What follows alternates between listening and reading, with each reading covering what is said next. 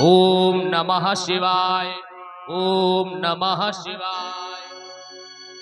अच्छा, भोले बाबा ऐसे देवता बड़े जल्दी प्रसन्न हो जाने वाले और बड़े जल्दी भोले बाबा जब क्रोधित हो जाते हैं तो भाले भी बन जाते हैं। आज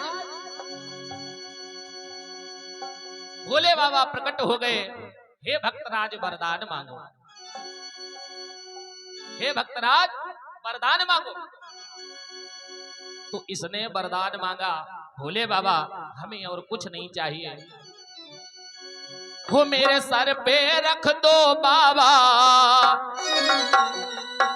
वो मेरे सर पे रख दो बाबा, अरे अपने ये दोनों हाथ, अरे देना है तो दीजिए जन्म जन्म का साथ।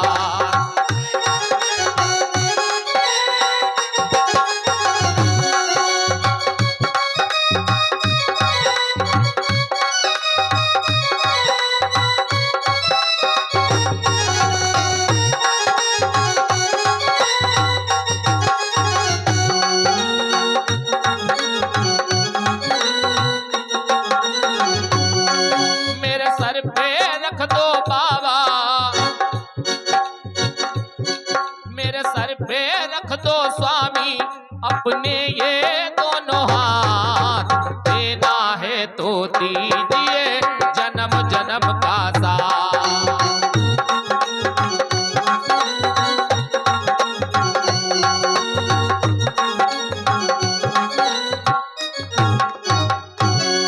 महाराज उसने वरदान क्या मांगा, प्रभु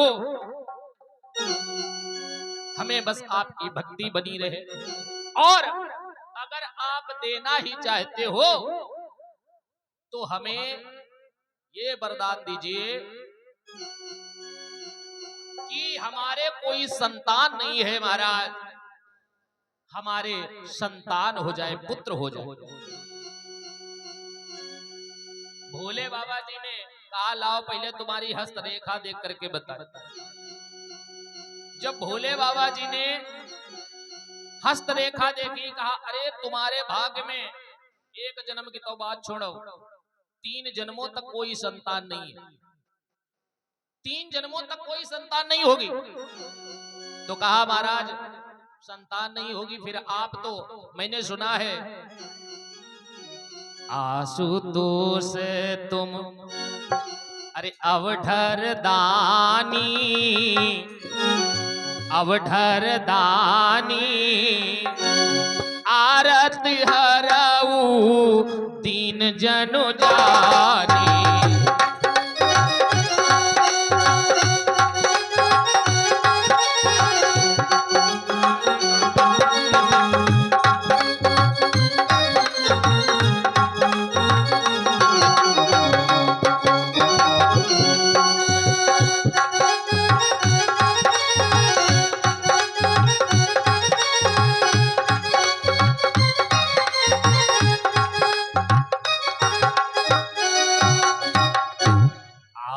आशुतोष तुम अरे अवधर दानी,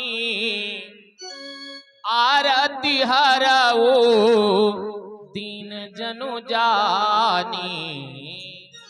मैंने तो सुना है आप आशुतोष हैं, आप अवधर दानी हैं, अरे जो हर जगह से विफल हो जाए वो हमारे भोले बाबा जी के पास चला जाए, भोले बाबा जी का नाम उच्चारण करे वो व्यक्ति सफल हो जाएगा। जो हर जगह से हार जाए, क्योंकि व्यक्ति को परमात्मा की याद भी पहले नहीं आती। कहते हैं ना कि बादाम खाने से जितना ज्ञान नहीं आता, जितना कि धोखा खाने से आता। बादाम चाहे जितनी खाओ लेकिन ज्ञान नहीं आएगा। जब वो जिस चीज से धोखा हो जाएगा ना तब आपको ज्ञान हो जाएगा। बच्चा जब आग के पास जाता है पहली बार, और जब आग की ताप उसे जलाने लगती है तो बच्चा फिर दोबारा नहीं जाता, जान जाता है कि आग जलनशील है। महाराज तो आज इसीलिए कहा गया है दुखों से अगर चोट खाई न होती तो तुम्हारी प्रभु याद आई न होती। कहा भोले बाबा कुछ भी करो लेकिन हमारे पुत्र होना चाहिए। भोले बाबा ने कहा देखो वैसे तुम्हारे भाग्य में संतान का सुख लिखा नहीं है, लेकिन अगर तुम चाहो तो हम तुमको अपने कोटे से यानी अपने स्तर से हम अपना पुत्र दे सकते। कहा अपना पुत्र दे सकते हो? कहा हाँ महाराज। और वो पुत्र ऐसा वैसा होगा भी नहीं।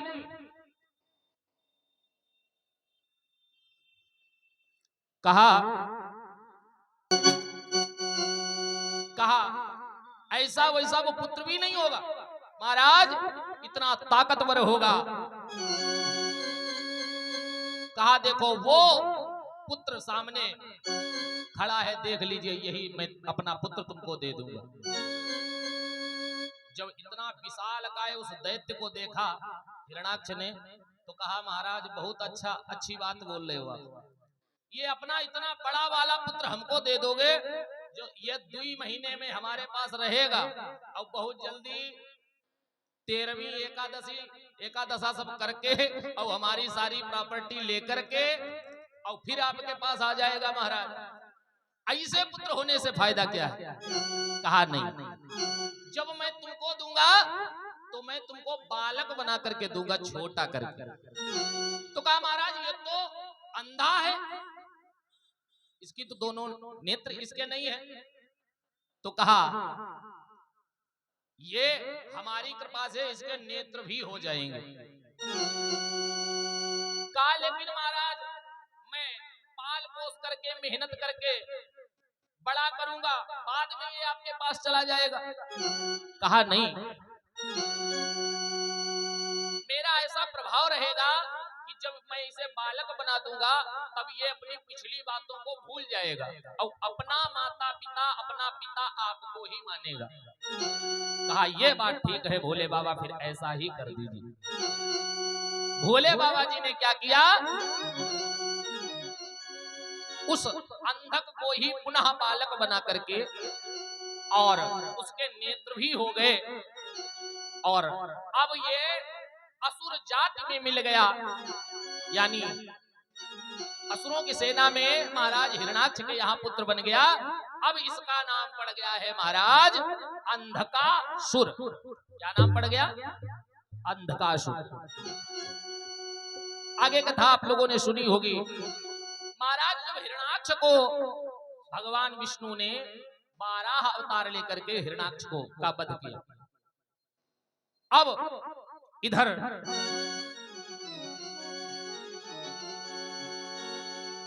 जब इसे मालूम हुआ कि भगवान विष्णु के द्वारा हमारे पिता का संहार हुआ है, तो इसने भगवान विष्णु से बदला लेने के लिए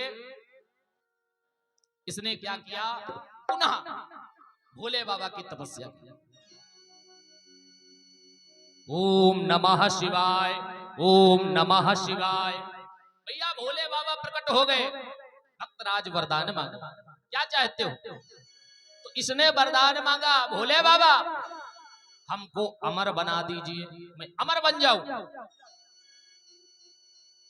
भोले बाबा ने कहा भक्तराज इस संसार में अमर कोई नहीं, इस मृत्यु लोक में जो भी आया है उसको मरना पड़ता है,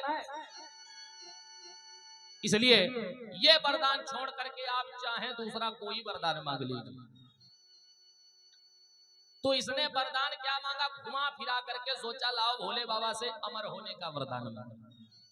इसने वरदान मांगा, भोले बाबा हमको एक वरदान दीजिए, वैसे तो मैं किसी के द्वारा न मरूं, लेकिन मरूं अगर किसके द्वारा मरूं तो मैं अपने पिता के द्वारा।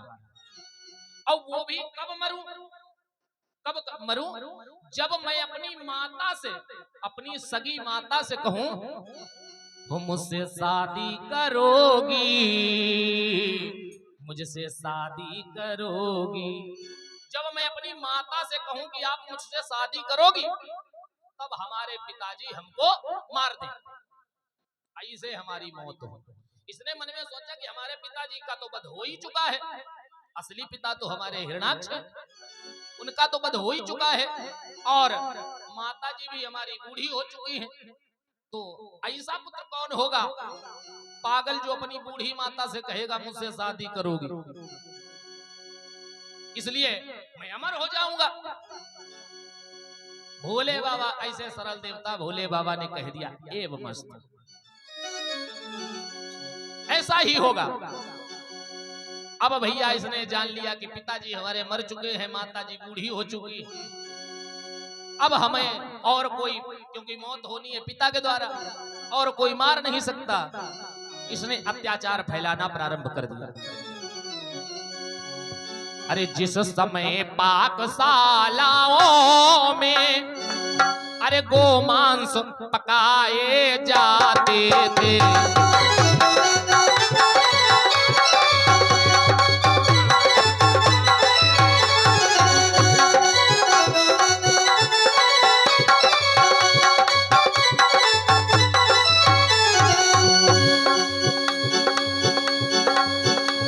जिस समय पाकशालाओं में गोमांस पकाए जाते थे, जिस समय पूज्य विद्वानों के, जिस समय पूज्य विद्वानों के मस्तक ठुकराए जाते थे,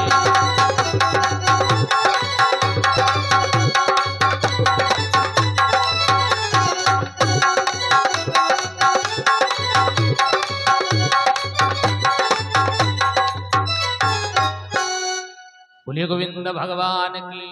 ऐसा अत्याचार जिस समय पाकशालाओं में गोमांस पकाए जाते थे, जिस समय पूज्य विद्वानों के मस्तक ठुकराए जाते थे, ऐसा इसने अत्याचार फैलाना प्रारंभ कर दिया।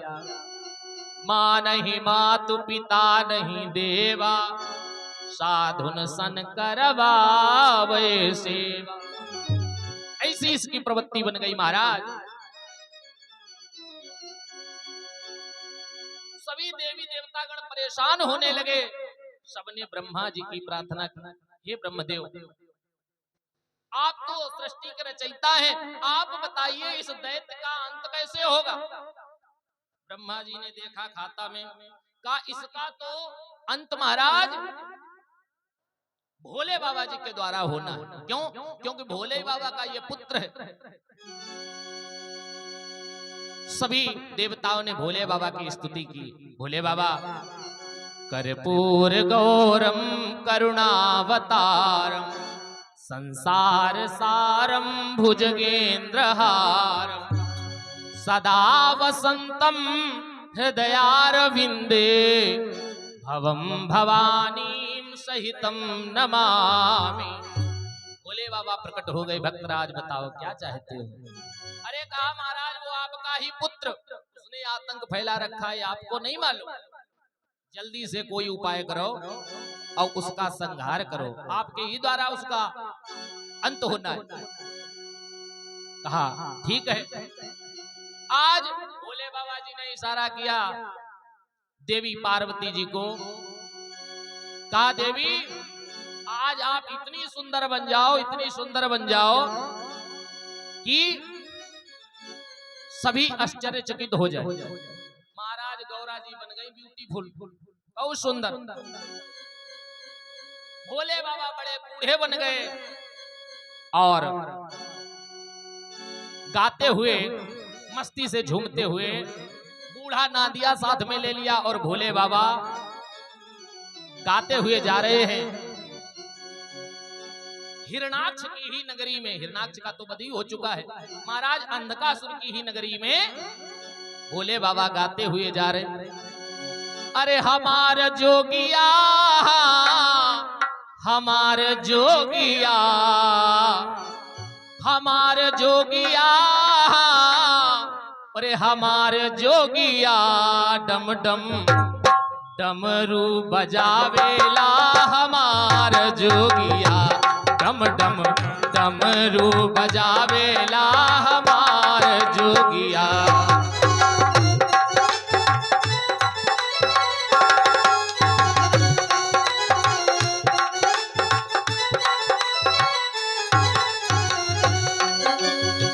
हमार जोगिया, हमार जोगिया,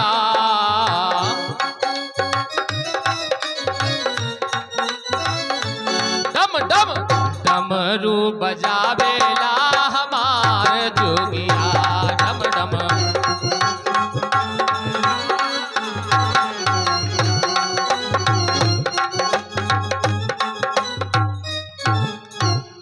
बोलिए गोविंद भगवान की। आज भोले बाबा देवी पार्वती जी को लेकर के और महाराज अंधकासुर की नगरी में गाते हुए पहुंच गए। अब हमारा टाइम भी पूरा हो चुका है महाराज, क्योंकि time and tide wait for none कहा जाता है, समय और मृत्यु किसी का इंतजार नहीं करते। तो महाराज अब हमारा टाइम नहीं कथा का प्रवचन कर। बोलिए सच्चे दरबार की। आइए इससे आगे की कथा कल दिन की वेला में इस दास के द्वारा सेवा होगी। अब जहां से कथा को विश्राम दिया यहीं से कथा कल दिन में पुनः प्रारंभ। अब पूछेंगे कि कल कथा कहां पर हमने विश्राम दी थी। बोलिए सच्चे दरबार की। 2 बार परमात्मा का नामोच्चारण और मंच सादर समर्पित है संचालक दादाजी के कर कमलों में। बस 2 मिनट के लिए शिव शंकर का जप कर से सब लोग ऊपर हाथ उठाएंगे और हमारे साथ में मस्ती से झूमते हुए शिव शंकर का जप कर से अरे सब बाधा टली जाए। अब सभी लोग हमारे साथ में बोलेंगे, तुम्हें सबका अपने अपने पड़ोसी ने कसम। अरे ओम नमः शिवाय बोलो, ओम नमः शिवाय, ओम नमः शिवाय बोलो, ओम नमः शिवाय।